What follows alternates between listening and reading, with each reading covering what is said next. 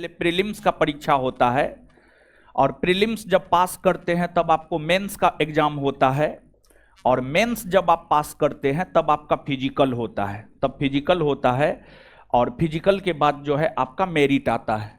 कुल मिलाकर के अगर देखा जाए तो आपको 3 गेट पास करना होता है। पहला गेट प्रीलिम्स का होता है, प्रीलिम्स, और फिर दूसरा गेट मेंस का होता है, और तीसरा फिजिकल। और तीनों चीज में अगर आप क्वालिफाई हो जाते हैं तभी जाकर के आप एसआई बन पाते हैं, सब इंस्पेक्टर जो है आप बन पाते हैं। और एसआई के पेन में बहुत पावर होता है, वो किसी के जिंदगी को बना भी सकता है और किसी के जिंदगी को बिगाड़ भी सकता है। तो खैर, आपका सफर तो आज से शुरू ही हुआ है, और प्रीलिम्स पास करना कोई बड़ी बात नहीं है, मेंस पास करना भी कोई बड़ी बात नहीं है, फिजिकल पास करना भी कोई बहुत बड़ी बात नहीं है। बड़ी बात है आपको मेरिट में आना, बड़ी बात है फाइनल सिलेक्शन लेना, समझ गए। और फाइनल सिलेक्शन लेने के लिए जो है काफी एकाग्रचित होकर के आपको काम करना पड़ेगा, काफी अधिक एकाग्रचित होकर के काम करना पड़ेगा। और आप हमेशा इस बात को याद रखिएगा, सफल होने वाले लोग कोई अलग काम नहीं करते हैं, बल्कि उसी काम को अलग तरीका से करते हैं, इसी वजह से लोग सफल हो जाते हैं। तो अगर आपको सफल होना है तो आपको पढ़ना सिलेबस ही है। देखिए, जो सफल होता है वो भी सिलेबस ही पढ़ता है, और जो असफल होता है ना वो भी सिलेबस ही पढ़ता है, लेकिन थोड़ा अलग करना पड़ेगा।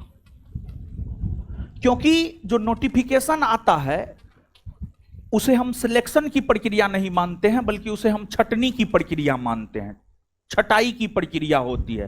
प्रीलिम्स में कुछ को छांटा जाता है, मेंस में कुछ को छांटा जाता है, फिर फिजिकल में कुछ को छांटा जाता है। तो वो छटनी की प्रक्रिया है एक प्रकार से कहिए तो आप। तो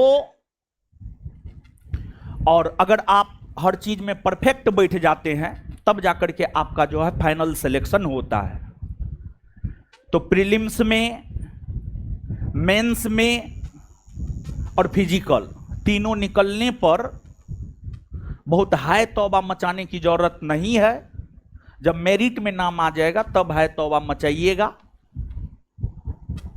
नहीं तो लोग आप ही के विषय में पूछेगा कि प्रीलिम्स में रिजल्ट के बाद बहुत उछल रहा था, मेंस में उछल रहा था, इसके बाद जो है फिजिकल में उछल रहा था। तो यहां पर समझ गए, यहां पर उछलना है, यहां पर जो करना है कीजिए ना।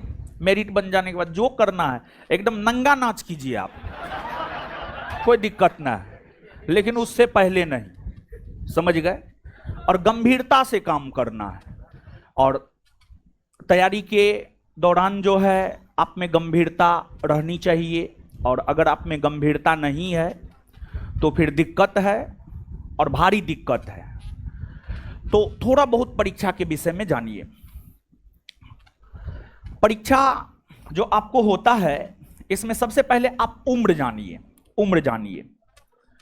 उम्र की अगर हम बात करें तो जनरल कैटेगरी में मेन की अगर आप बात करेंगे यानी पुरुष की अगर आप बात करेंगे तो मिनिमम उम्र 20 वर्ष और मैक्सिमम उम्र 37 वर्ष।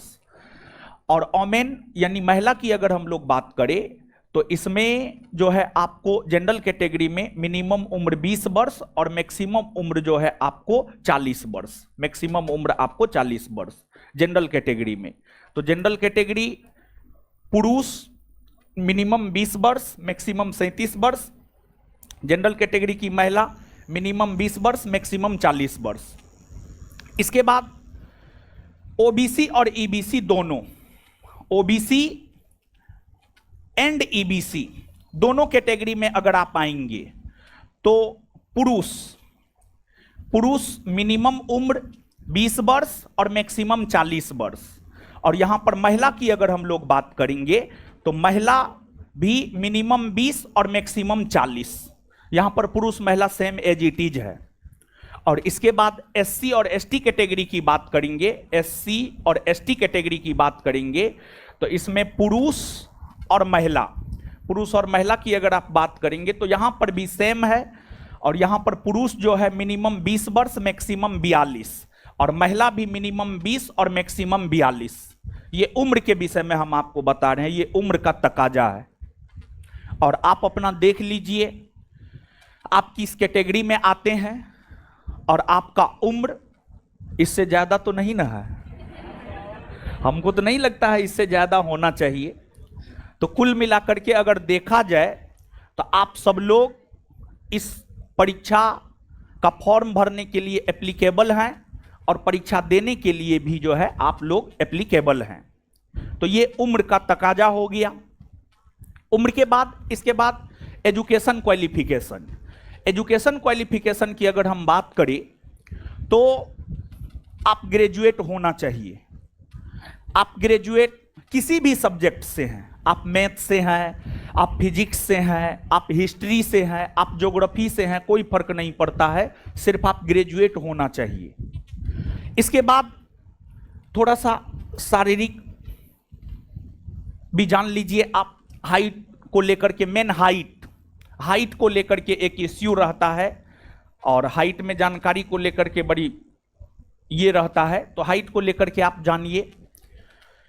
एक तो महिला की अगर हम बात करें तो महिला किसी भी कैटेगरी की हो 155 सेंटीमीटर हाइट चाहिए। 155 सेंटीमीटर किसी भी कैटेगरी की महिला हो, जनरल हो, ओबीसी हो, ईबीसी हो, एससी हो, एसटी हो, किसी भी कैटेगरी की महिला हो, हाइट 155 सेंटीमीटर। लेकिन पुरुषों की अगर हम लोग बात करें तो पुरुषों में थोड़ा सा अंतर है। पुरुष में थोड़ा सा अंतर क्या है कि जनरल और ओबीसी, जनरल और ओबीसी कैटेगरी के पुरुषों का न्यूनतम हाइट होना चाहिए 165 सेंटीमीटर, और इसके बाद ईबीसी, एससी और एसटी तीनों कैटेगरी के पुरुषों का मिनिमम हाइट होना चाहिए 160 सेंटीमीटर। 160 सेंटीमीटर। तो महिला में 155 सेंटीमीटर किसी भी कैटेगरी की हो, पुरुष में जनरल ओबीसी 165 सेंटीमीटर कम से कम, और ईबीसी, एससी, एसटी जो है 160 सेंटीमीटर हाइट जो है पुरुषों का होना चाहिए।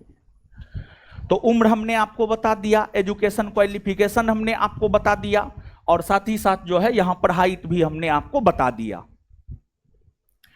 इसके बाद आपको फिजिकल के विषय में भी थोड़ा सा जानकारी हम आपको दे देते हैं। लेकिन फिजिकल के विषय में जानकारी लेने से पहले आप इस बात को जानिए कि सबसे पहले तो प्रीलिम्स पास करना पड़ता है, फिर जो है आपको मेंस पास करना पड़ता है, और उसके बाद जो है आपको फिजिकल देना होता है। तो यहां पर फिजिकल के विषय में पहले बताते हैं, फिर प्रीलिम्स और मेंस के विषय में बताएंगे, या फिर थोड़ा सा प्रीलिम्स मेंस को जानिए। देखिए प्रीलिम्स के परीक्षा में प्रश्न थोड़ा बहुत सिलेबस से हटके भी रह सकता है, और यही वजह है कि प्रीलिम्स थोड़ा टफ माना जाता है।